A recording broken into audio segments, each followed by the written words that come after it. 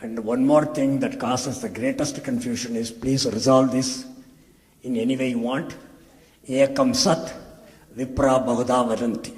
If truth is one, wise people say it many different way. Why we say that is not correct? Hinduism is this, Christianity is this, Muslim is this, Jewish is this. But people take refuge in this Rigvedic statement. This is what Rigveda says. If Rigveda says this, it has got to be true. How do we reconcile with poor translation of Vedic terms? No, let me, it's not even a question of translation. Truth is one. People say different. I got it, so may I answer it now? Okay. Truth is one, and you can say it differently. Does not mean that all truth claims are true. It's as simple as that. Yeah. Yeah. You have a lawyer who is arguing a case, and you have another lawyer who's arguing the opposite. Correct? He has a truth claim, and he has an opposite truth claim. They're both not true. They're making opposite claims. Our people spent hundreds of years arguing against alternative competing truth claims. The Vedantins arguing against Buddhists, the one kind of Vedantin arguing against another kind of Vedantin.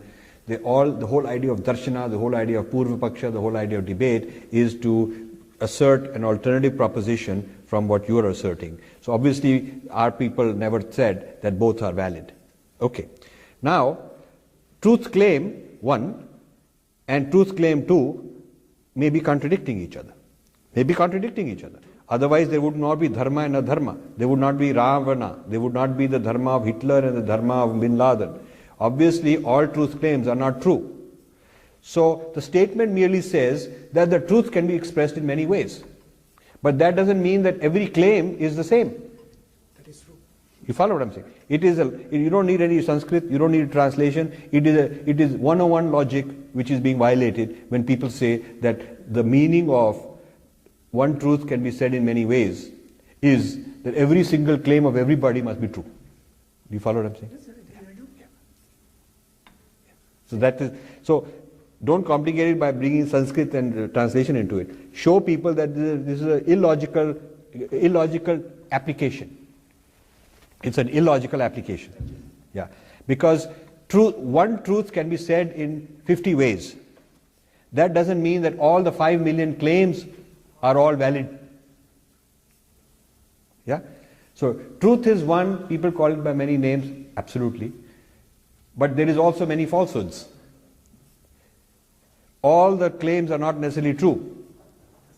Yeah? So there is a diagram here of truth claims which are true. So this truth can be expressed in many ways. All of them, that's all the Rig Veda is saying.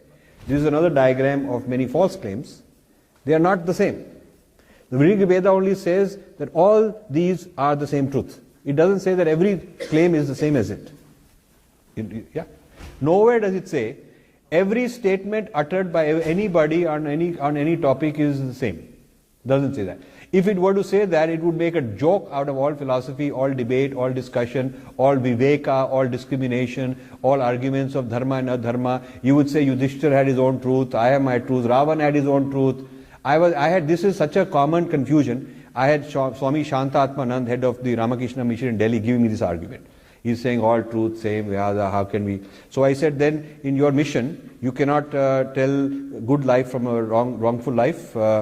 Suppose one of your swamis comes drunk on drugs, and he comes and he weird things in your ashram, and he says, Swamiji, truth is one, this is my truth. So what will you do? You say, no, we'll throw him out. I said, but then you have a way to discriminate. You have yam and niyam. You're making yam and niyam into a joke. If you are saying that whatever he does is fine, because he'll also chant the Rig Veda statement. So it took me 2.5 hours for a very learned Swami, for him to understand that he was misapplying the Vedic statement. That's how misguided and colonized and pervasive we are. The colonizer loves the colonized people who won't think for themselves. He can come up with any baloney and they will buy it because he can quote their own verse to them. Yeah? He can either tell them it's all mithya anyway, why are you worrying? I took your Kohinoor, I put it here. You don't need it because you are enlightened, you are otherworldly, I'm materialistic, you don't need it. And the idiot Hindu say, you guys are very good. You taught me something. Or he can say, you can accept my truth because truth is one after all. So this business of totally confusing our people has become very pervasive, I would say. I think we will stop, but I've really enjoyed this very lively discussion. I like the audience which raises good questions, and this is our Hindu way to debate and discuss, and I think every question that people have asked, I respect it, and particularly the ones that are contentious are very useful to me. I learn a lot from them. Thank you very much.